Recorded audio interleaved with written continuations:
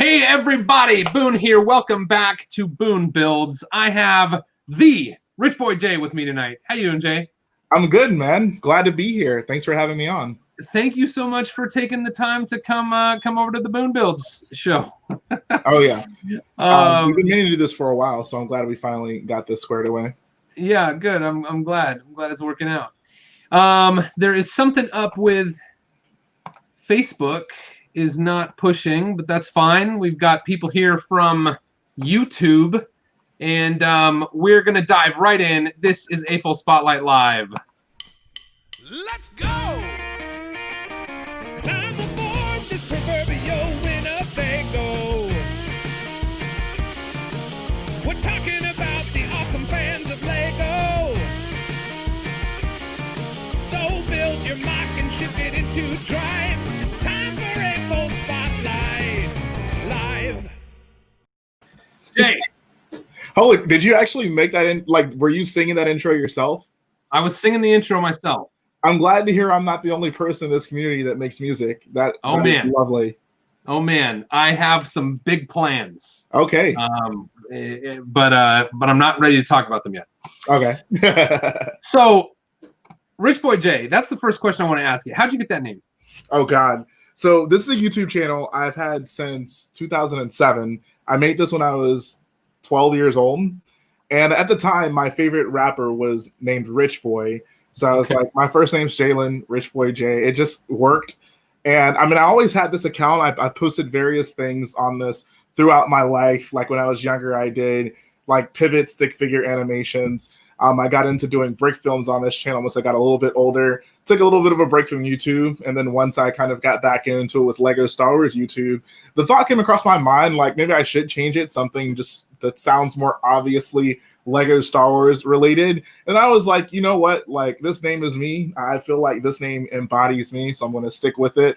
And it's worked. Like, I feel like Rich Boy Jay. So I'm going to roll with it. Well, that's good. That's good that you have chosen an identity and it still feels good to you. Oh yeah. We have something in common. I started this YouTube channel in 2007. Oh, okay. And for a lot of years, I did not much with it. Yeah. And then I think like in the summer of 2000, I want to say 2015, I did something daily for like 107 days from oh my God, sometime in like May to sometime in September. And then I just got burnt out, and it was a total random smattering of stuff. Sure. And some of it was Lego, some of it was like other toy stuff, some of it was just like I had a Volkswagen, an old like a 1970s Beetle at the time, and I would do Volkswagen stuff, and the stuff that really took off was like Buzz Lightyear videos. And so then I turned my channel into like a total toy channel, and it became this thing that was just really not what I wanted to be doing. I enjoyed it. It just like wasn't what I really wanted to be doing. And anyway, that's a long story, but you know, similar progression. We both started in 2007, and we've both tried some different things with our channel. And I've wondered at times if I should start a new channel. You know, I've been at those crossroads where like I really want to be doing something different. How has that journey been for you? You've just always stuck with the same channel. And yeah, so I think one of the first reasons I stuck with this channel was I had probably had like maybe 2,000 subscribers just from random stuff that I did before. And some of those videos were Lego. So I figured, you know, like, why not start from somewhere rather than just starting off brand new? And also it was just convenient. Like the channel was already there. I was actually, I think, already monetized by that point. So I didn't have to I was grandfathered into the old rules. I didn't have to go through the new rules. So that was actually a big reason as well. It was just, everything was just already set up. So I was like, why not go with it? Honestly, so that's I mean, you can speak to this, like starting new channels. I know a lot of people will make a channel for different things like vlogs or whatever. And I feel maybe at some point, if I'm doing a certain video often enough and people are like, okay, like I don't care to see this, but there's a small subset that does care to see it, I might do it. But yeah, in the meantime, like I'm perfectly fine with doing everything I do on this one channel. It's just easier for me. Yeah, I have another channel called Boone Sings. And I have like some hundreds of subscribers over there. Yeah. And it's just like maybe 3 times a year I have put enough energy into a new song or something to throw up there. But most of the time it's like, this takes all my time. And so anyway, hey, I mean, kudos to those YouTubers who like. We lost you for a second, Jay. Hey, I'm hoping Jay is able to reconnect here. We've got, I just want to say hi to some folks. Operate multiple channels. Okay, well, you're back. You were lost for a second. Sorry. Oh, I had no idea. I was saying kudos to maybe the YouTubers who can do multiple channels. Like just running one channel is enough for me. Yeah, I agree. I know that there was, a long time ago, there was kind of this fad for YouTubers to start a new channel for every new show they had. Right. Like they would start a new series and it would be on a new channel. And I feel like that kind of died down a little bit. But I just want to take a second to thank everyone for being here. We've got tons of our normal viewers, maybe some folks from RichboyJhae coming on over. We've got Aquamike TV, Ben Kahn, one of our moderators. Thanks for being here. Stud Sidious, Marvel Kid, Cody Otley is here. Aquamike TV, Dave Morgan, another Dave Morgan and Jeff McElwee, a couple more of our awesome moderators. Thank you all so much for being here. I think I saw Moto in there. We got Monica Berry, Dylan Smith, Brick Studio, Kyle Paulson. Thank you all so much for coming tonight. We're going to have a Q&A a little bit. Jay, I don't know if I told you about the Q&A. Are you cool if we do a Q&A at the end of the stream tonight? Oh, yeah, that's totally fine. Awesome. Cool. So I always ask my guests, how did you get started with Lego, and how did you get connected to the AFOL community? Okay. Oh, I feel like those are two totally different things. That's so fine. How did I start with Lego? It's really, I can't really remember a time in my life where Lego wasn't a part of my life. My earliest memories of it were just sitting on the floor playing with it with my cousins. We would always build cities. That's pretty much all we built. That's all we cared to build. And basically role play our characters in our Lego cities that we would build. I really fell out of collecting Lego probably maybe age 7, probably until age 10. And then Star Wars Episode 3, Revenge of the Sith came out, and the marketing push behind that was just insane. Like, it was unavoidable. That also coincided with the Lego Star Wars video games. And anyone who knows my channel knows that that was a huge inspiration for me, from my intro to just some the Easter eggs that I throw into MOCs, like the Lego Star Wars video games. I don't know if I'd be nearly the fan I am today if it weren't for those video games. But that combined with Episode 3, new Star Wars coming out, the first time I could remember being old enough for to experience a Star Wars movie in theaters, it got me. And from that point, I would say that's where I really started hardcore collecting. I was always in toy stores or trying to get to toy stores. I couldn't drive to get the new sets that were coming out. And then high school happened. So it's sad to say that that's really when my dark ages started. I don't know what happened. I guess I just kind of lost control of the priorities in my life rather than playing with toys like a responsible adult should. I started getting into things like clothes and girls, and I was lost for a moment. But since then, since I've gotten out of high school, I've gotten back on track, so to speak. And the AFOL community was one that I first got my experience with it. Just going to Lego conventions, honestly. We have a local convention here called Brick Fiesta. I'm actually rocking a Brick Fiesta shirt right now. It happens every year here in Texas. So the first year I went was actually a bit of a tragedy. Basically, I was preparing to build this large-scale Star Wars MOC. I was totally in over my head because it was really the second thing I ever built as a MOC. But I was like, let's go big. Let's do it. And it got destroyed on the way there. Basically, what happened was I was driving over a hill, and there was a wreck on the other side of the hill that I didn't see until I got on the other side. And the MOC was at the top of the hill, my MOC was in the third row of the SUV. At the bottom of the hill, my MOC was in the front seat of the SUV. So it was just totally destroyed, and it was so demoralizing. And when I got to the convention, people were there like, yo, dude, you shouldn't take up this much space if you don't plan on bringing a build that actually fits it. And I'm like, I had a build, I promise. It just didn't show up here intact. But I got over that, it was a sad couple of days, but. So you weren't able to turn it back into. No, I basically, It was a pod race from Star Wars, and the stadium was the bulk of it. The stadium was destroyed. I had 2 custom pod racers I built, and that was basically the only thing that I could put out because those were easy to fix. Everything else, I mean, I could have tried to turn it into something, but at that point, I was just like I was seriously contemplating whether or not I wanted to continue building Lego. So it was a dark time, man. Wow. Wow, yeah. At Bricks Cascade earlier this year, I did a collaboration that was Ewok. We called it Ewok Adventureland, and it was like the Ewoks after the Battle of Endor had turned all the old Imperial junk into like rides for a carnival kind of thing. Oh yeah. And they turned all the Imperial stormtroopers into meals. Yeah, exactly. And the night before, it was like 1 a.m. the night before the convention.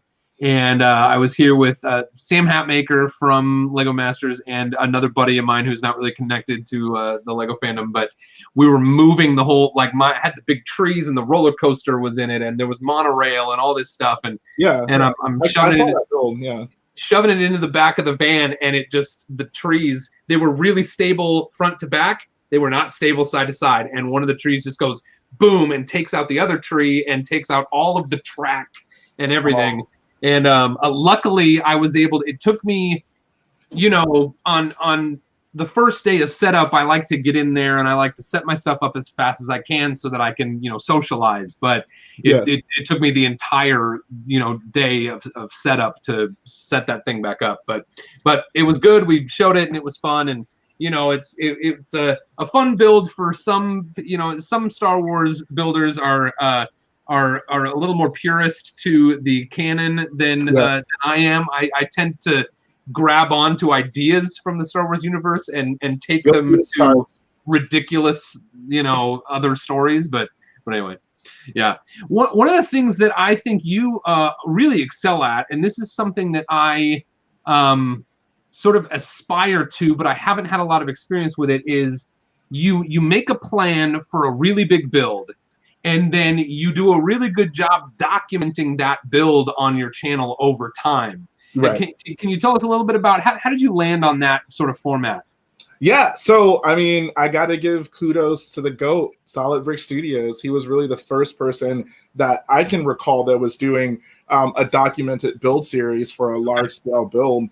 So after seeing not only him just do it so well, but have an audience that was following it so intently, who were looking forward to each episode like they would look forward to a TV show. I was like, well, this is perfect for me. I know I'm going to be doing big builds anyways. I may as well just document it because it'll be good for an audience, good to get people into the mock, and also just good for me if I need to go back and just want to see my progress, like everything is there on camera. So it just made perfect sense. Yeah, well, that's really great. I feel like I have a really hard time remembering during the creative process that I need to take some time to capture some footage or even pictures, Oh, yeah. But I really appreciate that. What do you think was the first big build that you kind of did that model with? It had to be my crate build. That one was where my friend and I worked on Scarif before, and I kind of documented it towards the very end. Like that was a project that we threw together so quickly. Like we did that entire thing in like 2 months. But the crate one was the one where we were like, okay, like I kind of get the idea of building large mocks. I want to be active on YouTube. So let's just like go forward and try to do it. One of the things that I think that really helped kind of me develop a personality for my channel and get people to know me better was we were doing weekly live streams. That was actually a big part of the build series, people actually getting to see us work on the build live.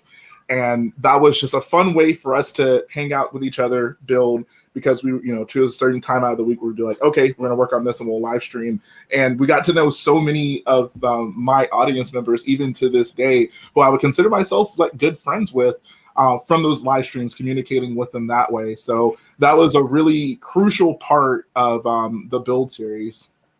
Yeah, awesome. Cool. Well, Mark Perisher with a $1.99 super chat says, tell Jay that Mark says yo. Yeah, shout out to my boy Mark. Hey Mark, thanks for joining us tonight, and thank you very much for $2 for the live chat here. Appreciate that. How do you you see a lot of the same people in your streams?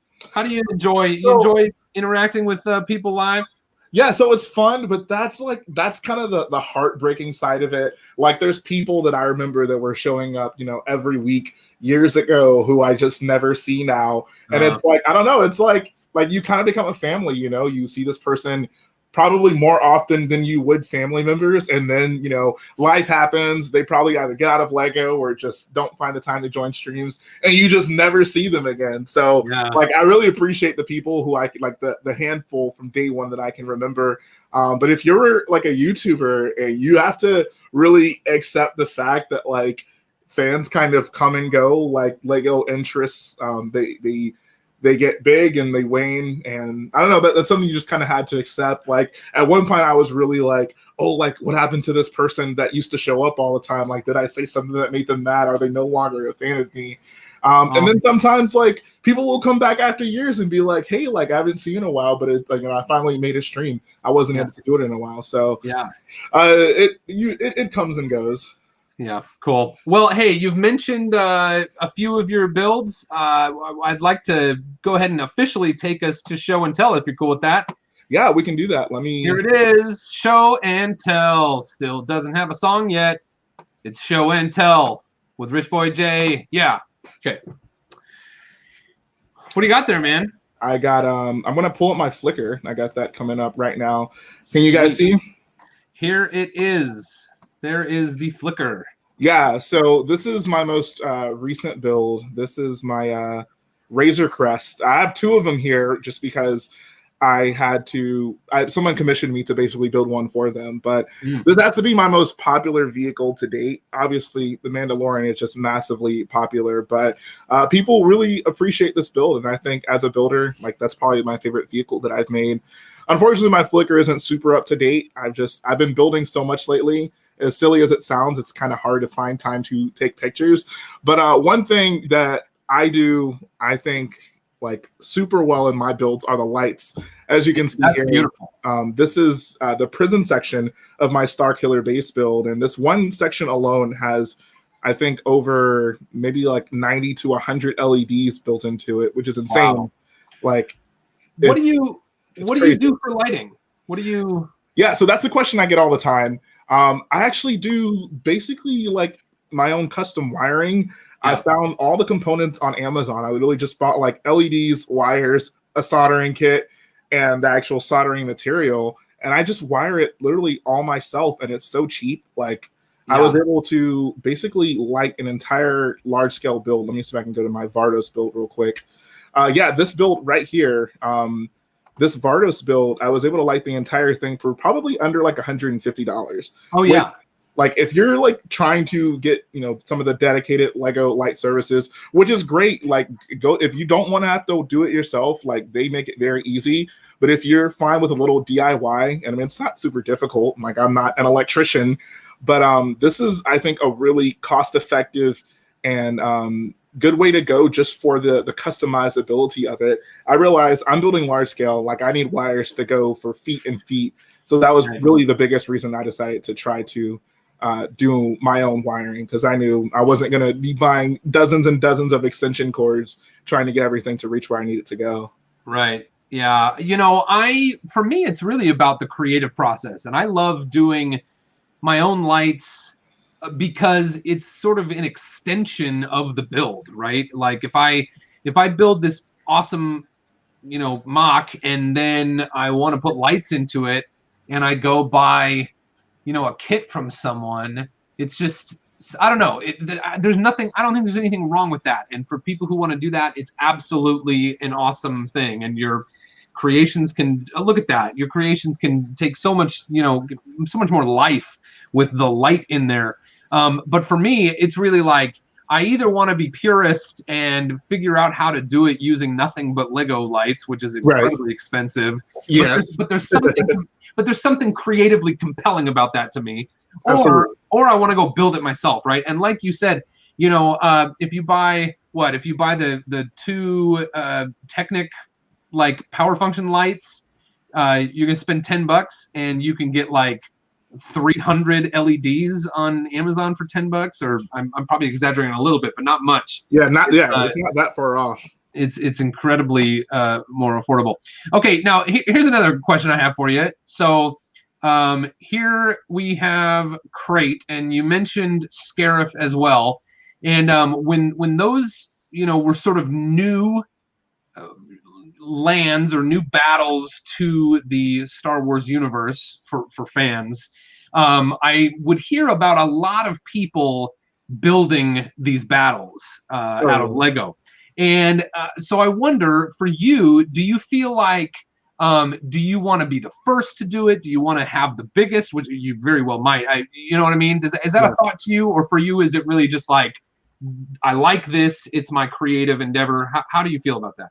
Oh, yeah. So, I mean, someone like me, I pretty much exclusively build things that have already existed in the Star Wars universe. So with anything I decide to build, there's probably 10 of other people who have thought about building it, who have probably already built it.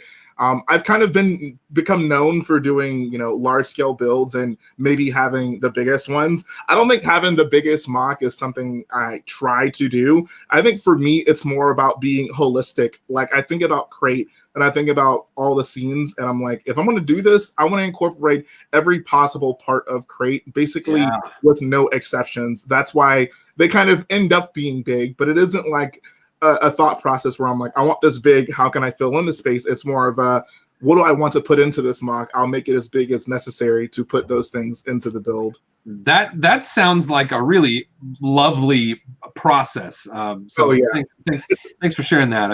I really appreciate that. Cool. What do you think is you said that the Razor Crest was probably your favorite vehicle of your design. What layout, what battle, or which large scale build do you think is your favorite? So the Crate is probably the one that'll always have a special place in my heart, just because it was so big, such an undertaking. It was the first build I did with an audience, but the Vardos one is, that's the one I just showed with lights. I'll go back to it real quick. The Vardos one was the one that got the most recognition. It was very gratifying as a builder because it isn't one of those builds that is instantly recognizable, right? Like, this is from a video game. This is one level in a video game that most Star Wars fans probably haven't played. So that was one of the challenges I kind of accepted. I was like, I hope to have a big audience with this, but I understand that, people aren't coming in the thousands to look for Vardos MOCs. So I really need to make this thing special to get exposure. I know if this build becomes popular, it's because of the hard work that I put into it, not just because people wanted to see their favorite thing recreated in Lego. So the fact that this became probably my most recognized build meant a lot to me as a builder, because it showed me that, like, I can take an obscure Star Wars location and really make it something that Star Wars fans care about from my building skills. Like, that was one of the coolest things for me. Yeah, well, that's great. And the thing I love about this build is it's got a really wonderful balance between, the buildings, the setting that is something that maybe hasn't been done a lot. And so then you kind of get this, there's a bit of an originality in that creative endeavor, right? But absolutely. And it also has all those vehicles that we can easily recognize from, very mainstream parts of the Star Wars universe. So I really like it. I love it. And the lights just make it look incredible. So great job. Appreciate that. Awesome. You said you could go grab the Razor Crest, right? You want to? Yeah, let me go do that. You're welcome to show as many pictures as you want. I didn't mean to. Oh, no, it's fine. I was actually just thinking about that. It's a heavy build, so let me be careful. Oh, Legomatic, how you doing? Marilyn Parmley is here. Caden Griffith, David Brick Productions. There it is. So I am RichboyJhae, and this is my Lego Razor Crest. It is a mini big scale. I actually designed the first version of this before the Mandalorian show came out, which was insane. Like, trying to find reference material for this build was just so difficult, given the show had not come out. All I had was trailers. All I had was like some artwork that other people created that wasn't necessarily canon. So there was a very delicate balance of making sure what I was using to build this was actually something that would show up in the show. And there are a few things that I just ended up getting wrong. Like, I think the first version of this, I only had a door on one side, and the door is actually on both sides. I didn't know that before building it. So this is, I guess, the second version of it, where a lot of the angles are corrected. It has more lights. Like, I can actually, let me see. I don't know if this thing has battery set up, but we can try that out. Woo!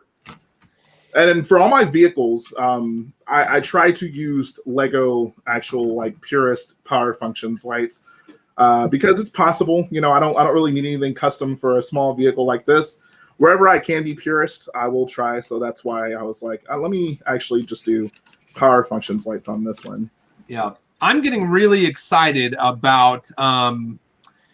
Oh man, I'm getting really excited about trying to do some purist light effects programming with Powered Up and yes, I didn't even consider that. So obviously Powered Up has the programming side to it.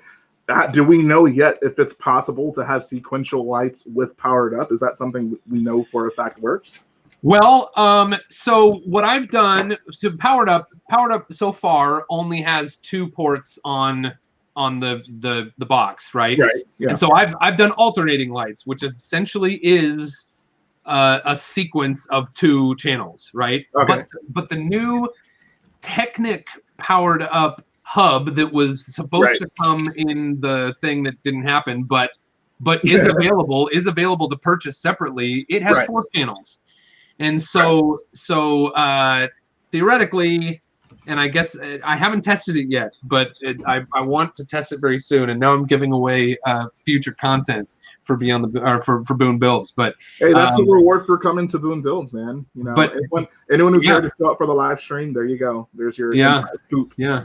So I'll let you know. I'm going to try it very soon. And my thought is that something like not that I want to build a giant kit from Knight Rider, but something like that, scanning bar type of light effect. I'm going to try very soon. Oh yeah, for sure. I think I was trying to make sure I didn't break this thing live on camera, but we got the lights turned on, and there we go. Lights on the front. Those pretty cool. The engines also light up, which is probably my favorite thing. Like that's great. The coolest thing to me. Pull off this side panel real quick. I can show you the inside, which also has lights. Yeah, right here, look at that. So I got lights everywhere. So that's all power functions lights? All power functions, all purist. Everything on this is 100% Lego. How many? You got 1 battery box in there? 1 battery box. This is that's the beauty of 6 pairs of lights. Yeah, that's the beauty of power functions is you can daisy chain it. That's gonna be one real big limitation with Powered Up. Yeah, and like how can you even get around that? That's the thing. Like the way they've designed the system so far, like that's very concerning for me. Like I would love to switch over because that's the more readily available system. But yeah, the fact that you don't get that modularity with the lights just stacking them, like for me, like I'm throwing, I'm using more than 2 almost on every vehicle I do. Like that's pretty limiting. Yeah. So you'll be able to do 4 with the Technic box. Right, yeah. And I think that part of what they're thinking is that there will be a certain amount of ability to daisy chain wirelessly, but you still have to have more battery boxes. You know what I mean? Yeah, so I don't know. We'll see. We'll see what happens. They could always give us some kind of adapter or something, but I don't know. We'll see. Right. Yeah. I suppose. Cool. What else? You got anything else there? That's. By the way, I love that build. It's incredible. My first experience with your Razor Crest was. When did you actually drop it? Did you drop it right when? I dropped it the day the show premiered, so almost a year ago at this point. Yeah. I remember that. Mel Brown was a guy I was hanging out with. Oh yeah. Daily at that point, and he was on the phone with his like different Bricklink guys, like, how many of these can you get me? How many of this can you get me? Like, can I send you the thing? And I think he bought your plans on day 1. Yeah. And And so anyway, yeah, I'm really, you did an awesome job with that. It's massive and very pleased. I have this other here. It's not a vehicle, but it's we have a chunk of my Starkiller base build so far. Yeah, I built these this way because I can actually pick them up. But this is, oh god, oh no, we're good. Oh, okay. So this is some rock work. This is a section of this build that I'm working on. I tried out, and this I love this build for this reason. I tried something new out with the snow. I'm basically using nets underneath here to kind of get that dynamic look for the 2x2 tiles. You can see they're kind of sloping downwards towards the middle, and then as they go around the other side, they kind of slope up. So very proud of that. I think if I ever do snow again or any type of smooth, organic looking landform, like the net technique is definitely the way to go. That's awesome. Up top is basically going to be a command center for the first order. So I have basically nothing in there but the windows, but you get a pretty good idea of basically how that's all going to be built. And then of course the part that everyone loved to see, the green. I had no idea that bin was in there. Oh my god, I'm glad I didn't drop that. But yeah, this is coming along pretty good. This is just a small fraction, a small part of this build. Once it all comes together, Moto sometime soon. Moto said he almost pulled a Moto. Moto likes to pick up giant builds on live streams and break them. Oh God! On accident, of course. He doesn't actually like it. But not pull a Moto.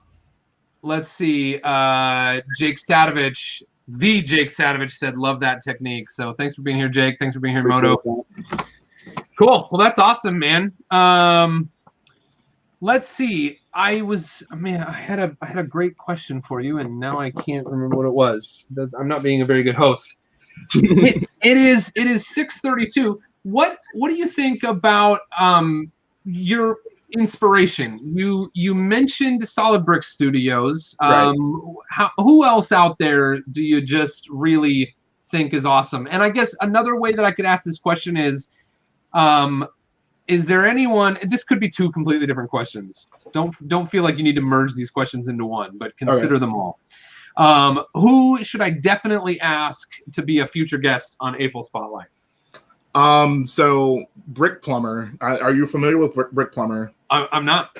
Okay, so he's not really. We've met, and I don't know my Brick Plumber, but yeah. So he's not someone that's like super into the YouTube community. He doesn't. I mean, he has a YouTube channel, but he doesn't upload. He uploads like his build once, and then that's it. Okay. But he is, I'd say, the person that really made me the builder I am today. The very first convention I went to was Legoland Star Wars Days. I don't know if you've ever been to one of those, but they used to do it. It was a good time. It was at Legoland, California. And the reason I went there was because he had a video of his large-scale indoor build that he was working on. And he mentioned, I'm going to have this at Legoland Star Wars Days. I'm like, okay, I need to be there. So I found out that Legoland Star Wars Days is basically a convention. Well, I mean, it's more of just a celebration of Lego Star Wars at the park. But as an addition to it, they basically reach out to the local lug, and the local lug brings their builders in, and they allow them to basically have a fan showcase of just MOCs. So it's like a small scale niche Lego Star Wars convention, which is like the perfect thing for me. If I can have, I go to Brick World Chicago, great huge convention. Brick Fair Virginia, great huge convention, but that small Legoland Star Wars Days was just the perfect cross section of Lego and Star Wars for me. That was always my favorite convention to go to before they stopped doing it. But I went there, saw his huge indoor build, and it blew my mind. That was what made me realize, like, I want to do Lego as a hobby. I want to build large scale. And the thing I loved about him that I really try to employ in my builds today is the fact that he was a person that would build vehicles as well as Star Wars layouts. A lot of people really pick one of those. They're like, oh, I build vehicles, or oh, I build layouts. I'll just use sets or other people's MOCs. But he was doing both. And that was kind of where I started out as a builder. I designed my AT-AT walker. I'd love to show it, but it's kind of in pieces right now. But I built my AT-AT walker, and that was like, I started off basically as a vehicle builder, and then later on I got into the Scarif stuff. I mean, like actually building layouts. But it's just basically to say that was he's basically the person who made me say, I'm gonna do it all, you know. I'm gonna do the vehicles and I'm gonna do the big layouts. And I feel like that's really the thing I've been known for. If there's a vehicle that hasn't been made, I'm gonna figure out a way to make it. I don't need to wait for Lego to make a set of it. I don't need to wait for someone else to build it. Like, I'm gonna figure it out, and it's gonna be in a big layout. I think that's really my specialty when it comes to Lego Star Wars builds. Oh, awesome. Incredible. I love it. Where did you say he is from? He's from Las Vegas. Okay. Yeah. Cool. And how do you feel like how many times did you go to that special Star Wars Days thing? I think I went 3 times. And do you feel like do you drive to No, or you fly? I live in Houston, Texas, so driving there, that'd be what, like a 30-hour drive almost. Okay. I mean, it'd be cool, but it'd be, as a Lego builder, it'd be a lot smarter. But for me, it was just more convenient to fly. I ended up having to rebuild a lot of MOCs when I got there, having them being on a plane flight. Yeah. But it just saved so much more time that way. And they don't do that anymore. Yeah, no. Basically, after Galaxy's Edge opened, I guess they viewed it as competition. So, like, yeah, well, all the Star Wars stuff will be at the Star Wars park, and Lego, you guys can stick to Lego. And they took out the Star Wars mini. Exactly, they took out mini. Exactly, yeah, that was part of that. Yep. Wow, amazing. Okay, cool. Well, I have. You said Brick Plumber. Yes. I have Brick Plumber on my list. I will reach out to Brick Plumber in the future. Oh yeah, and see if we can get him on over here. I'm gonna share any Lego Star Wars builder will tell you, like, Brick Plumber is the guy. Brick Plumber is the guy. Cool, awesome. Let's see. Should we move? I think we could move toward some Q&A, and I'll think about some other questions. I had some other questions for you, and okay. I was tripped up a little bit at the beginning of this stream because it's not playing on Facebook, and so that sort of, you know, I don't know if you ever do that, where you get a little flustered and you're like, blah, but I'll come up with some other questions. Hey, everybody, it is time for AFOL Q&A. It's AFOL Q&A with Jay. That one rhymed. Hey, hit that live chat with some questions and answers, or you give us the questions. We'll try to give you the answers. Let's come up with some good ones. Perry is in there. Perry always comes up with some good ones. Francis says Boone and Jay song collab. What do you think, Jay? Is that in the future? I don't know. Yeah, I mean, let's do it. I feel like we could make a very nice, like, Old Town Road type of song. Like, you can be the Billy Ray Cyrus to my little Nas. Yeah. Okay. I love it. We'll that's a great idea. We'll come up with something. We'll figure that out. Jeff McElwee with $5 in the super chats. Hey Jay, not super familiar with your work. Good way to start there, Jeff. But have you ever built the Outrider? No, I've not. I never played the game. That's, I think, from Shadows of the Empire, if I'm not mistaken.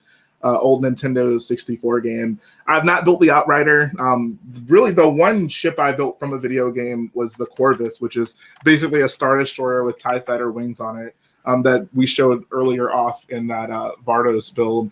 But I have built a minifig scale Millennium Falcon, which, coincidentally enough, and the video did really well because of this, I dropped the video on that basically a week before they announced the UCS Falcon.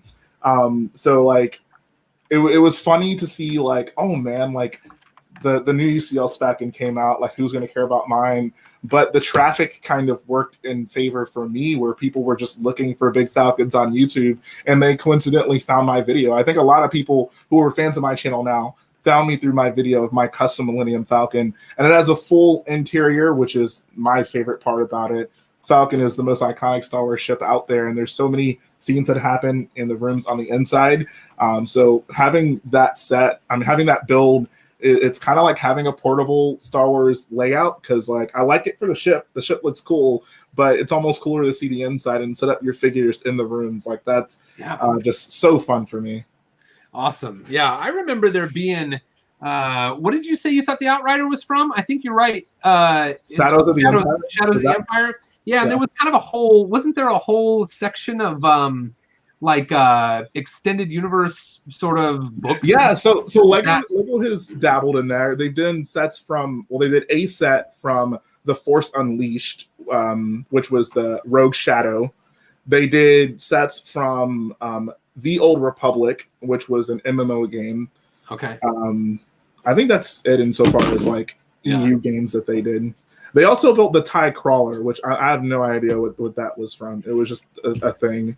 Okay. They're like TIE Fighter with wheels, make it happen. Yeah. Hey, Jeff, thank you so much. We appreciate you. Hopefully Jay was able to sufficiently answer your question there. Here is Kappa Brick says, Boone Builds, ask him if he will ever do a Padme's apartment mock. I swear, you build one Padme's apartment mock and they never let you forget about it. So what I conveniently omitted from my Legoland story was that in order for me to get into that convention, I had to build a mock. And obviously, I never built a mock before, but I was like, okay, I'll throw something together. And for whatever reason, like of all the iconic Star Wars scenes that have happened, my brain went straight to Padme's apartment. So that's what I built. I built her apartment from episode 2. I had her laying in her bed, like while the droid was opening up the window, sending the worms in. Like that was the mock I decided to do.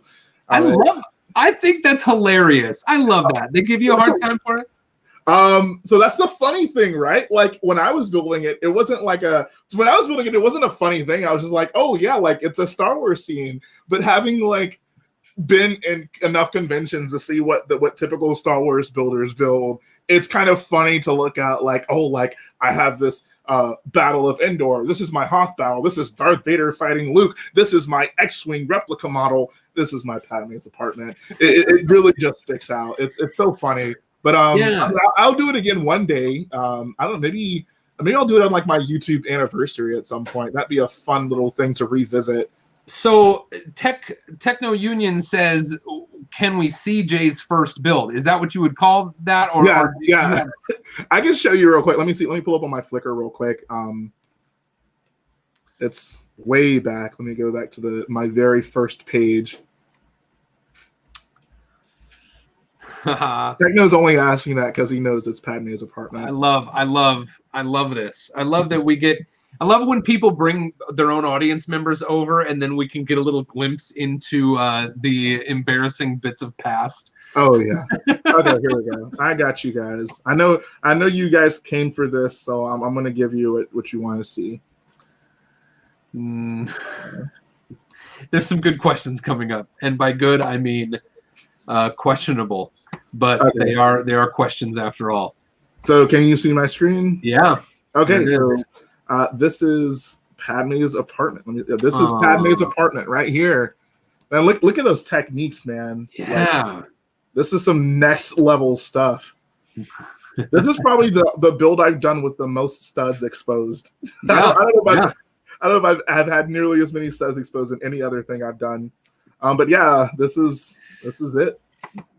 A few years ago, I'd say maybe up to 4 years ago, I really enjoyed building everything with nothing but studs exposed. Because I thought, to me, that looked like Lego. Right. And then I don't know where the turn was. I very suddenly, made a quick turn to, using a lot of different elements that don't necessarily have studs and using a lot of tiles to make things smooth. And I think the thing about building Snot is it just kind of introduces more build challenges because you're not just maybe taking the most obvious solution to a technique, but you kind of have to think about it a little bit more. So as a builder, it's kind of a nice challenge to try to build Snot. And at this point, I kind of just instinctively do it. Like, right. My brain is wired to not show studs. So that's just, I don't know. It'd be probably difficult for me to show studs on builds just because I just don't build that way anymore. This is also a look at that rates mock I mentioned. This was it. I basically scooped it all up, threw it back in the back of this truck, and I was like, okay, I'm done with Lego for now. Wow. This is what it looked like before that. It wasn't finished, but I had basically a decent chunk of this stadium built up, and the plan was to have pod racers on these train tracks going around. Yeah, cool.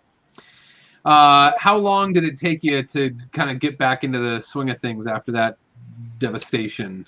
Really not too long. I basically got home and I was like, okay, I'll just rebuild it. Like, I realized this is something that's how I knew I really wanted to do it, when I got home with a pile of parts and I was still like, okay, I've gotten over it.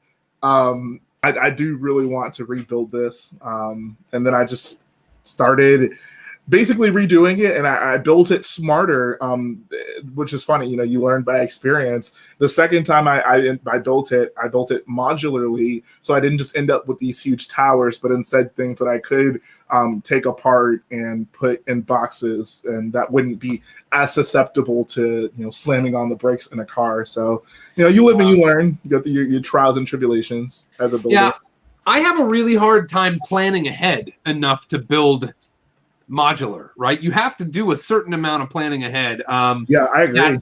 That Ewok build that I talked about that was, had some great destruction. I couldn't wrap my head around how I was going to do like monorail and roller coaster. Monorail is a little bit easier, but to do roller coaster and keep it modular. Right. And so, but my buddy Perry did the whole like first 2/3, like the front 2/3 of that layout. And every 32 by 30 every 48 by 48 could disconnect from the others. And so he got it there, and it was beautiful and perfect. And mine was just stuck together and did not go well. All right, let's see. We've got Kyle Paulson says, RichboyJhae, Lego Masters 2021. I don't want to push that one, but I mean, we'll see. It might happen. Who knows? All right. Legomatic says, RichboyJhae, would you ever consider using lighting to build the Northern Lights in Lego? Consider using the Northern Lights. Is that something that interests you? Man, it's so hard to, like, I hear about, do you want to build something that's not Star Wars? And I'm like, when will I have time to ever do that? My Star Wars list is so long. That'd be cool. Like, that'd be a super fun thing to do, but man, I'm just trying to, like, I have this mental list of things I want to build, and I'm just trying to get there. Yeah. I'm just trying to just get through my Star Wars stuff, and because I mean, like, I would love to build a huge Lego city at some point. Like, that's just one of my childhood dreams. But for now, I'll work on Star Wars. I'll get through this. Do you ever take Star Wars recommendations from your audience? Do you ever like listen to what they want to see and go that direction, or is it just what Jay wants to build?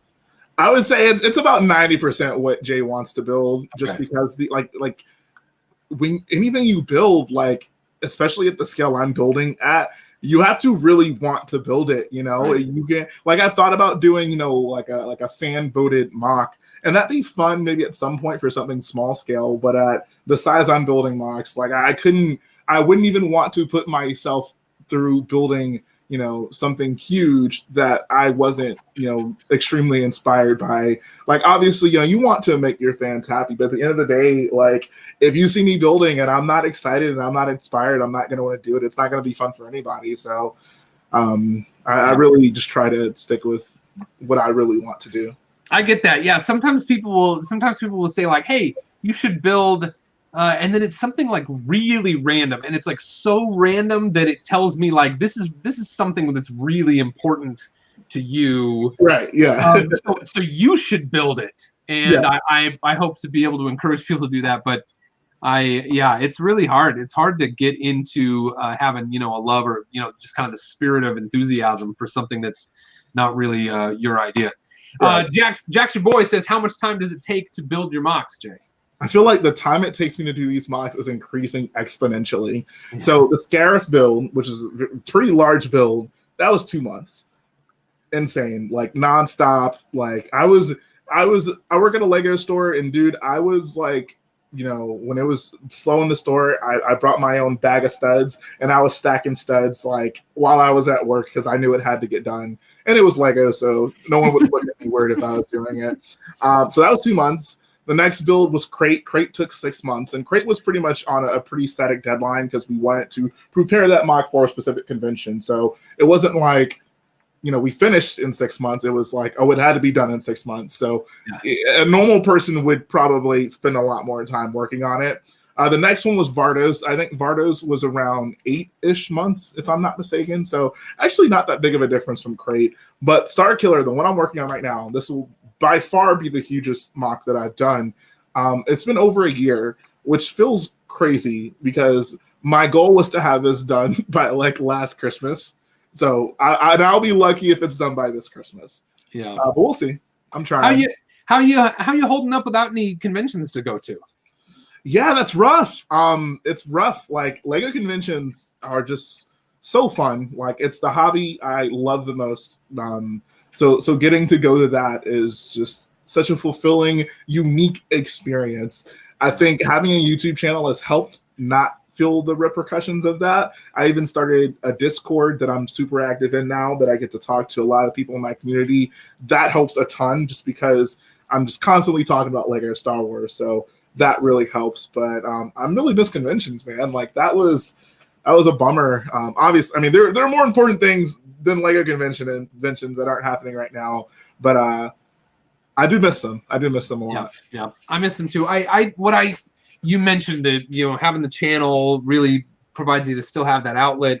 I really feel for the AFOLs that are very active in going to the local lug shows, going to conventions, going around the states, or going around the country rather. For sure.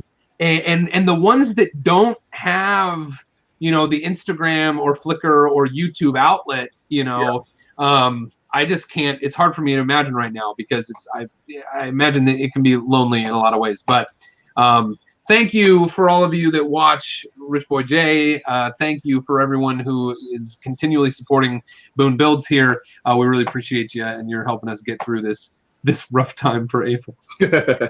first, what is it? First world problems. Matt Clark says, Jay, how many 501st sets have you bought? So I have 20. I do plan on getting a lot more, okay. But 20 is kind of what I've settled on until they become a little bit more readily available. Sure. 20 doesn't seem excessive. And then you said I want a lot more. So yeah. Okay, cool. We're good. Thanks for sharing. Can Jay sing? Caden is saying, can Jay sing the 501st rap, please? Oh my God. Is that a thing that happens? Yeah, so there is a 501st rap that I made. I mean, I've heard it, but are you willing to be put on the spot? You don't have to on my account. Remember the words to it? Is that weird?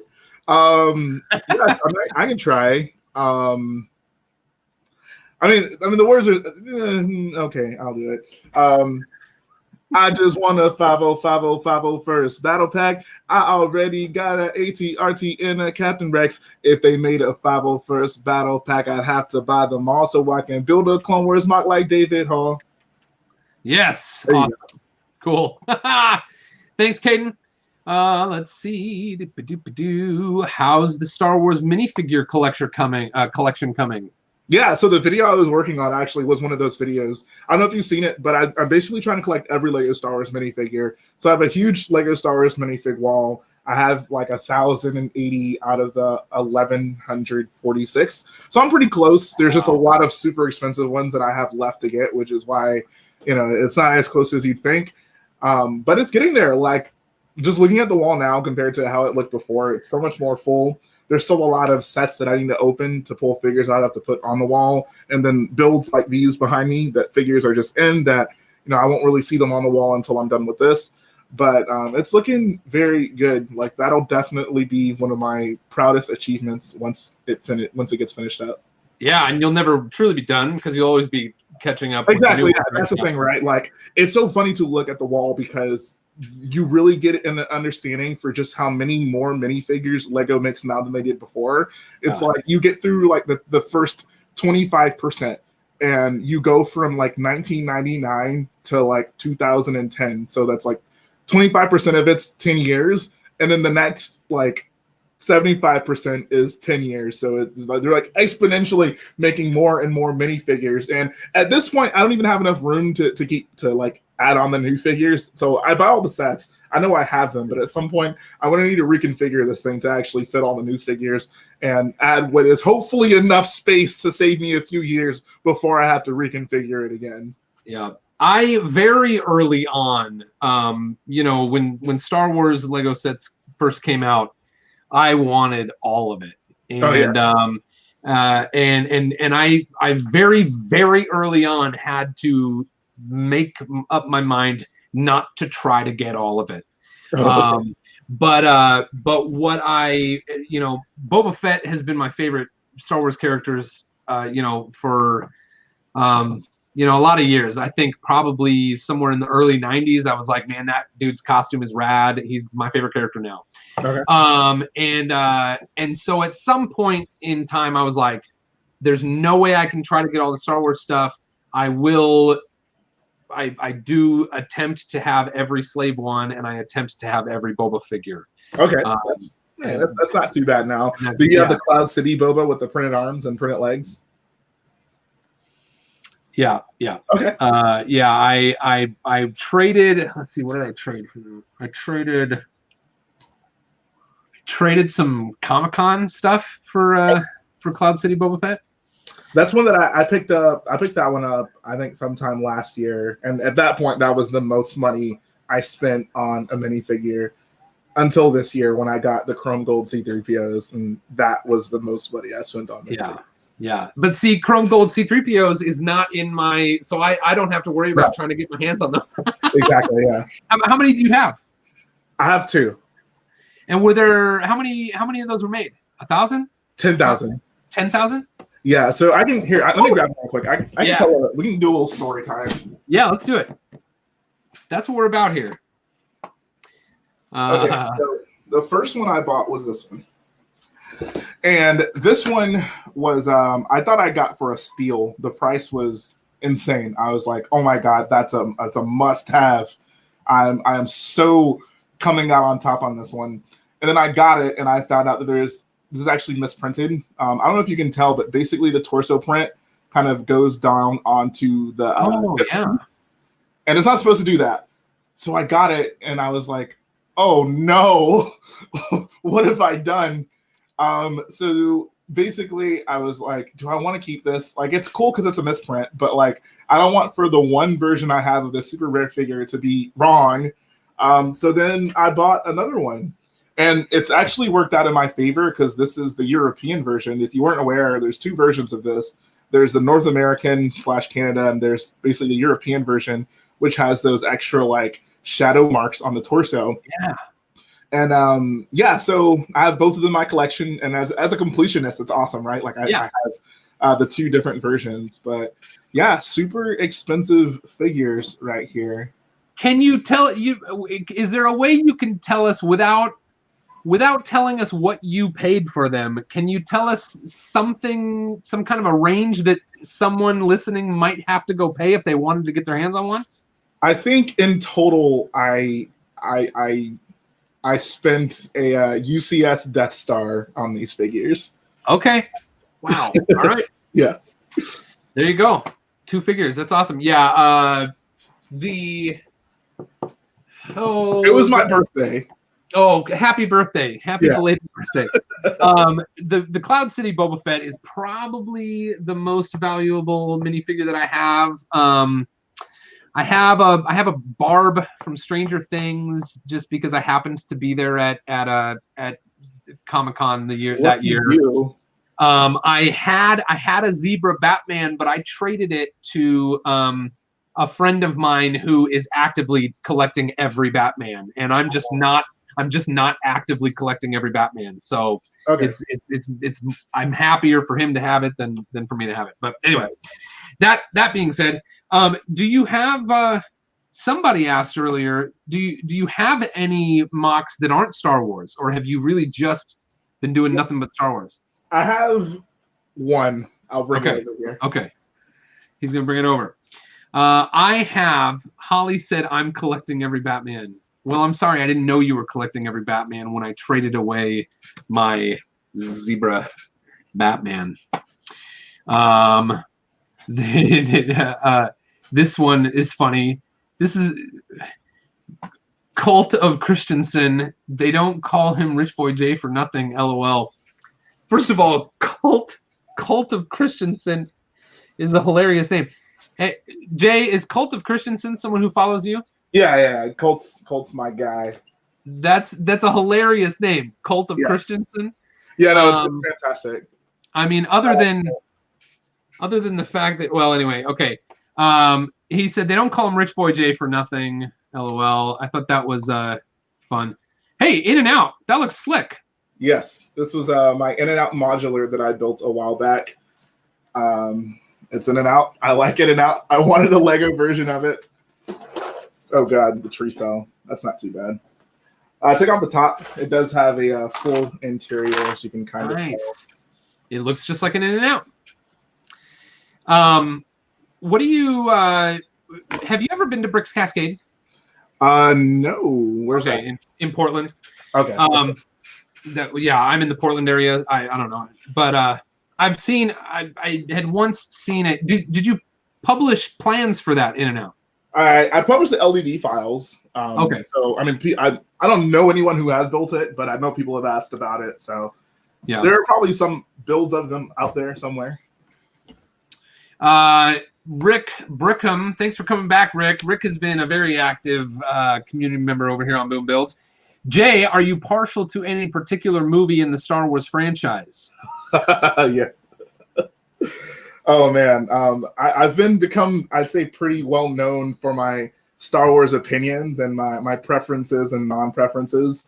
But my favorite Star Wars movie is Episode 4. I think that is the most magical film. I feel that movie is just really is the essence of Star Wars. So many things they've done after that are things that were set up in that film or things they did in that film. So Episode 4 is by far my favorite film. What you intrigued me when you say that you're pretty well known for your strong opinions about certain Star Wars things. What can you give us a little insight onto one or two of the very strong Star Wars opinions that you have? Yeah, so I'll give you my Star Wars rankings, and then you guys can kind of figure it out from there. Okay. So my Star Wars rankings from best to worst. Are we just talking about films here? Star Wars films, yes. Okay. So Episode 4. Episode 5, Episode 8, okay, Episode 7, okay, Episode 6, okay, Rogue One, okay, Solo, Episode 9, and then the prequels. Okay. All right. Yeah. I honestly let me think about what I would do differently. I don't know that my list would be all that different from yours, except 6 has a very special place in my heart, so it would be higher on my list. Understandable. And I feel like Rogue One maybe would be higher on my list than it was on yours. But otherwise, I don't have I don't have any problem with all 3 prequels being at the bottom of your list. No, I like you, Boone. Let me think. I think of the prequels. It's so funny that Padme's apartment was your first mock. Yeah, I know, right? If the prequels are at the bottom, but granted, it was before all of those. Okay, I think of the first, or I'm sorry, of the 3 prequels. Phantom Menace is probably my favorite, even though I thought it was terrible. But the thing was, we had no Star Wars, nor any hope for any Star Wars, for like 20 years, right? Or for 15 years, we had no hope of any more Star Wars, and then suddenly it was like we had a new hope, for more Star Wars.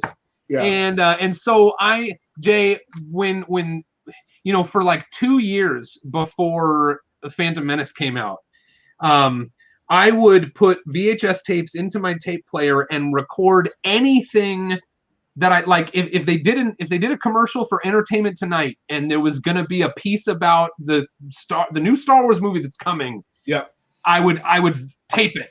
And I did that for like, a year and a half before the movie came out, and I had like this 8-hour cassette tape full of just these like teases at like behind the scenes stuff for the new Star Wars movie, and we were so excited, and so I wanted to love it, and so there were things about it that I did love, but then it was like as the prequels went on, it was just like, oh goodness, what is did you listen to the soundtrack, or did you look at the soundtrack of the Phantom Menace before you saw the movie? Do you remember that?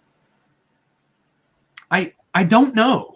Okay. I don't. So the funny thing, there's actually a huge spoiler in it, and this is pretty hilarious. So one of the songs on the soundtrack is titled Qui-Gon's Noble End, and the soundtrack obviously came out before the film.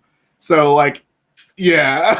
Oh yeah, that's dumb. Now that is one of the things I do love about Episode 1 is the music. Music in general, I'd say. Is John Williams. Oh my God. Like, yeah.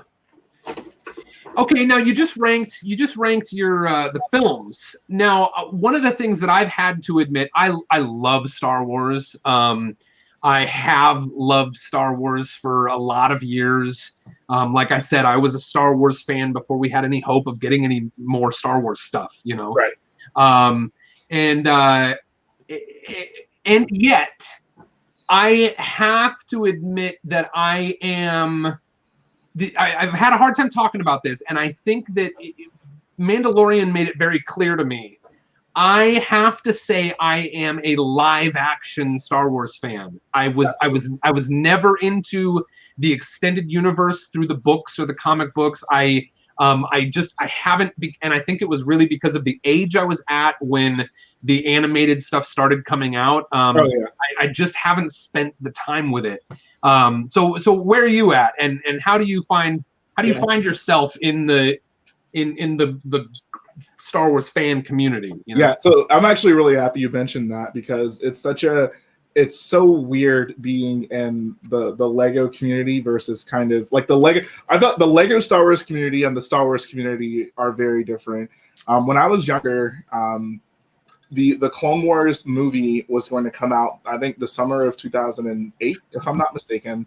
And they had sets coming out alongside it. And I was too young to really I understood that it was going to be new Star Wars, but I didn't realize that it was really going to try to be its own thing. Like, I thought it would be just kind of in line with Episode 2, just more of Episode 2. And like, I like the clones from Episode 2. I thought they looked cool. And at that time when I was younger, I thought the characters from Episode 2 were cool. So I was just expecting like, oh, cool, like more Episode 2-esque sets. And then they dropped those sets, and I'm like, why do all these minifigures look weird? Like, they all have these bug eyes. Like, the prints on them are so simplified. And I was just like, you know what? This is not for me. And that's actually like basically where my love for Lego Star Wars as a kid pretty much ended. Like, whenever the Clone Wars started happening, like, and Lego made so many sets based off of that, I was just like, these just don't look right to me. I don't think at the time it really resonated with me why, but at this point, like, looking back at like the figures and just how they're designed, like, those were just jarring compared to everything that we had gotten previously to that.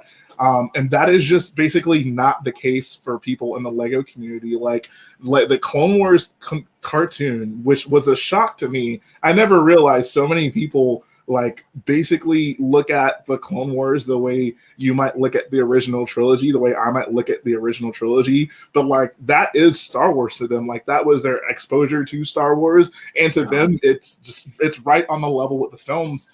And I don't know. For me, I've never felt that way. I feel like Star Wars at its best is live. It's on the big screen. Like, I like The Mandalorian, but there's still just something special about Star Wars films and the way you can tell stories in films that I think really works uniquely for Star Wars. Like, a lot of the small moments for Star Wars. I'll be right back. I hear you. Yeah, for sure. Yeah, a lot of the special moments for Star Wars are things that I really had to see on screen. And that is not a popular opinion in the Lego community. Like the Clone Wars fans are in full force when it comes to the Lego community, which is cool. Like, I like the Clone Wars. I don't think it's bad or anything. It's weird, coming from where I came from, where I knew what it was like to be a Star Wars fan before the Clone Wars. So getting more Star Wars that wasn't movies just didn't really mean much to me when I was younger. But kids growing up in that Clone Wars era like it's just as much Star Wars to them as like A New Hope is Star Wars. So that's always interesting to see. So so I have this mean-spirited thing that I think about, and I want to do it, but I don't really want to do it because I'm not as mean as it is. Okay. But when you talk about the people who grew up with Clone Wars, I so badly want to make like a meme that is just like this guy in my hand, and the words say, "I was using this as Darth Vader before you were born." Something like that, But I'm just I don't really believe that. I don't. I know exactly where you're coming from. I can't stand it when older people who are older than me make me feel like I'm inferior because I'm younger. So I don't want to do that to younger people. Right? Yeah, it's the same case with me. I love Star Wars. I love that there are generations of Star Wars fans. I think that's so amazing to me. So more people out there loving Star Wars is never a bad thing, regardless of which part. Well, and I remember, like, let alone Lego, I remember wanting any Star Wars toys between 1985 and 1995. Like I was born in 84, so I wasn't really aware of it until the early 90s, but I'm like, man, I had like kids who had older siblings had those original Kenner, Star Wars toys. Yeah. And I was too young to have those toys, but I, for years there were no Star Wars toys on the shelves, and now that seems absurd because I was gonna say, that's so weird. Yeah, so now basically, from like 1995 with, I think, the Power of the Force, I want to say is Power of the Force. Anyway, Kenner, whatever they brought back in 1995, basically Star Wars has been on the shelves since then. So now that's like 25 years Star Wars has been on the shelves. But in the early 90s, there was nothing. And anyway, I digress. I don't know if there was even a point to that. But Moto agrees with us. He says, the prequels for me are like sand. They get into everything and are irritating. Truer words have never been spoken. Oh, let's see. Hey, Roy Hobbs. Oh, no, that's not. Let's see. Spot the Magic Ninja says 1984 was the best year. I really like it. I grabbed a screenshot today. Oh, I never told everybody. Until further notice, this live stream is brought to you by the Magic School Bus on Lego Ideas. You should go support my Lego Ideas project. I know this was a whiplash into my most recent. Oh no, I'm sorry, Jay. This is important news because I just realized another thing. I was able to catch a screenshot on my phone today of 1984, and since then I've hit 2,005 supporters on the Magic School Bus. So that is I guess tonight's live stream was brought to you by the Magic School Bus on Lego Ideas. Please go support it if you care about me, or if you like buses or spaceships that look like buses, or if you watched the Magic School Bus as a kid or now. We can definitely use more Lego school buses. It's honestly shocking that the first one was the hidden side one, if I'm not mistaken. The very first school bus? Yeah. I think part of the reason that there haven't been more Lego school buses is school buses only look like we think school buses look in the United States. Exactly, yeah. I think in every other part of the world, school buses just look like city buses. Right. But anyway, I'm hoping that, I have heard, I think Tiago told me that he remembers the Magic School Bus playing in Portugal when he was a kid in the 90s. So I'm hoping that at least the show, and I've heard some people say that the books date back to the 70s, which I had no idea. I was just like, okay, this is cool. My kids like it now. I liked it, when I was too old for it when it was on TV, but I still liked it. I would come home from middle school and like watch this kids show because it was just fun. But right. Okay. Wait. Holly says, wasn't there a friend's school bus? Huh. I don't know. Was it yellow? I don't think if there was, I'm gonna assume it wasn't yellow. Yeah, probably not. Probably not. Let's go see. We're at the point in the Oh no, it was. Okay, no, there was a friend's school and there was a small bus with it. Wow. Okay, Holly knows her stuff. There it is. Yeah, but that actually is a pretty cute little school bus. Yeah. Oh, geez. LEV Toys has a great review. Oh, my daughters are like crazy into LEV Toys. Okay. Any other questions? I'm looking for other cool questions over here. Let's see. Were there any good questions from Perry? Perry always has some really hilarious questions. Pre-Star Wars Lego minifig. Oh, I can't click on this link over here. Let me see if I can pull it up over here. Perry said, pre-Star Wars Lego minifig looks like what? Oh my goodness. This is hilarious. All right, I'm going to pull this over and share my screen. Give me a second. This is on Reddit as pre-Star Wars. So they took a, all right, so it's a Blacktron 1 chest, a cape from probably like Fright Nights or something like that. It's a Spirius android head and an old castle like Black Knight's helmet. That is amazing. Oh my god, that's actually really good. And a let me see if I can make this any bigger. No, it's just gonna mess with me. And one of those weird you remember the old like 3-prong like tooth things before we had ratcheting. Oh yeah. And just a standard transparent sort of pole, whatever those were called, the bars that have the anti-stud on the bottom. Yeah. Hey, I'm pretty impressed by that. Perry, thank you for sharing the pre-Star Wars Lego Darth Vader. Fun. All right, man. Hey, Jay, this has been so much fun. I really appreciate your time. Thank you for coming by. Is there anything that you'd love to leave, parting words that you'd love to leave with the audience tonight? Man, I wish I gave this more thought before this. Oh, no problem. I don't know, man. Thanks to everyone for watching. I really appreciate everyone for coming here, submitting awesome, hilarious questions. Shout out to everyone from my channel that came over. I appreciate that, guys. And of course, thank you, Boone, for doing this. This was so fun. I love this.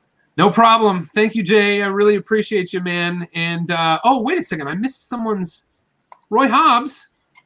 Is Roy Hobbs from your? Why can't I find it? There it is. Roy Hobbs with $20 and no question. Roy, thank you very much, Roy. Appreciate your $20 submission to tonight's super chat bucket. Roy gives without thinking of return. Yeah, that's awesome. I love it. It's beautiful. Beautiful. Thank you so much, Roy. Really appreciate you. Thanks to everyone else who gave the super chats tonight. Thank you to my wonderful moderators. Perry Wang is here. Jeff McElwee is here. Moto is here. I think I saw Ben Kahn and Cody Otley. Thanks for being here.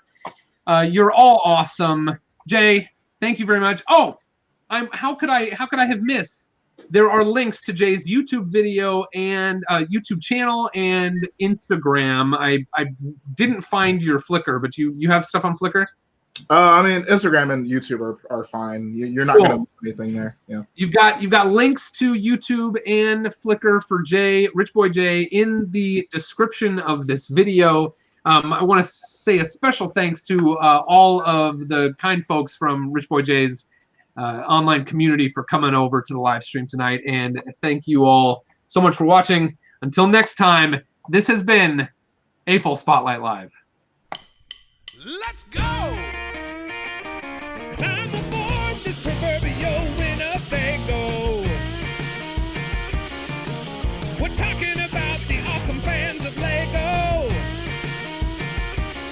So build your mock and shift it into drive. It's time for AFOL Spotlight.